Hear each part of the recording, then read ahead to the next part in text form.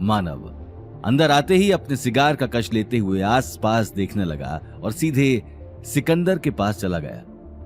आइए mister Manav, welcome welcome. Thank you, लेकिन आज तुम यहां खड़े हो, कोई स्पेशल गेस्ट आया है? यस सर, मिस्टर राठौड़ खुद आए हैं, लेकिन प्लीज। इससे पहले कि सिकंदर आगे कुछ कहता, मानव अपने चेहरे से चश्मा उतारकर गौतम को देखने लगा और तुरंत उसके पास चला गया। वहीं गौतम मानव को देखते ही रिया और शनाया को देखने लगा। उसे सिर्फ अपनी पहचान बाहर आने का डर था। ओह शिट, ये मानव सिंह यहाँ कैसे आ गया? अभी आकर गड़बड़ कर देगा। Hello mister. मानव ने मुस्कुराते हुए गौतम की तरफ हाथ बढ़ा दिया, लेकिन नील ने उसी वक्त हाथ आगे आकर हाथ मिला लिया। Hello, Neel Agarwal from Agarwal group. Sorry, मैं समझा नहीं। आपने मुझे नहीं पहचाना? अच्छा, आपने गायत्री देवी का नाम तो सुना ही होगा। मैं उनका पोता हूं, नील अग्रवाल। सॉरी, आपको शायद कोई गलतफहमी हुई है। मैं आपसे नहीं, मिस्टर राठौड़ से मिलने आया हूं। ये बात सुनते ही नील हंसते हुए अपने आसपास देखने लगा।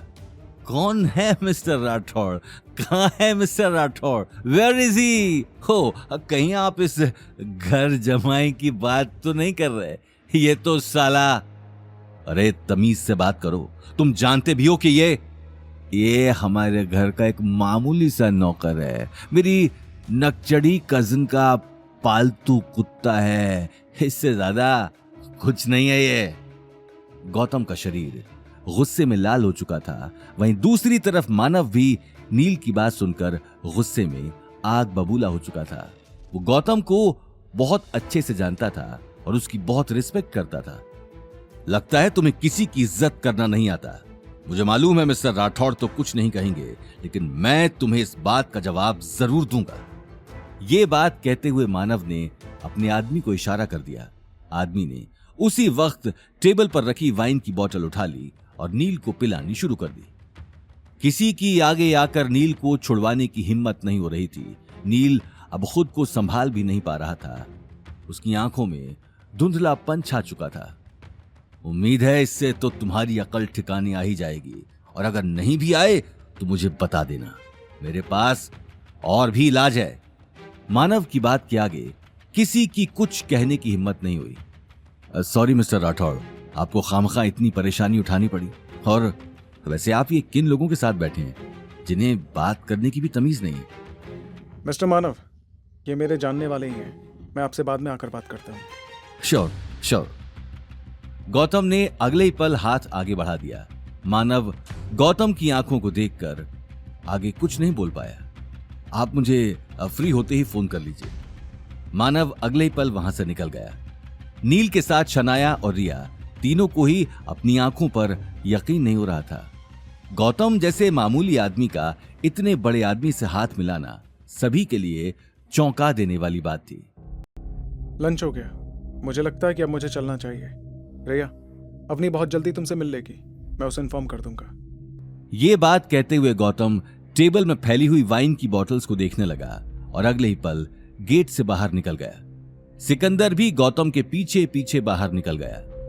गौतम के जाते ही नील रिया को देखने लगा। उसकी आंखों में नाराजगी साफ नजर आ रही थी।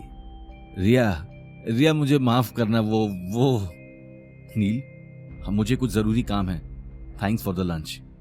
रिया अगले ही पल उठी और गुस्से में बाहर निकल गई। शनाया उसका गुस्से भरा चेहरा देखकर तुरंत उसके पीछे चली गई। अब सिर्फ नील ही टेबल पर अकेला बैठा था। उसकी आंखें नशे में धुत थीं, साथ ही वो ढंग से खड़ा भी नहीं हो पा रहा था। ये गौतम को इतना बड़ा बिजनेसमैन कैसे जानता है? आखिर क्या है इस घर जमाई की असलियत? एक तरफ नील को गौतम पर शक हो चुका था, तो वहीं दूसरी तरफ गौतम भी इसी बात को लेकर डर रहा था। ऑटो से घर जाते हुए बार बार उसके दिमाग में यही बात चल रही थी। कुछ ही देर में वो घर पहुंच गया और डोरबेल बजाते ही उसे सामने अवनी खड़ी दिखाई दी। गौतम, तुम इतनी जल्दी आ गए? और रिया? वो ठीक है, नील और शनाया भी आए थे। मैं कुछ देर उनके साथ बैठा, फिर रिया अग्रवाल हाउस के लिए निकल गई। कोई बात नहीं, वैसे भी रिया शायद ही यहाँ आती। ये बात कहते हुए अवनी गौतम को देखने लगी। गौतम अब तक अपनी आइडेंटिटी सामने आने के बारे में सोच रहा था। आज मानव ने आकर सब कुछ खराब कर दिया। कहीं इस नील और शनाया को मुझ पर शक हो गया। आगे की कहानी जानने के लिए देखिए अगला एपिसोड सिर्फ पॉकेट एफएम के यूट्यूब चैनल पर और रॉयल वारिस के सारे एपिसोड्स को सुनने के लिए डिस्क्रिप्शन में दी लिंक से डाउनलोड करें पॉकेट एफएम ऐप।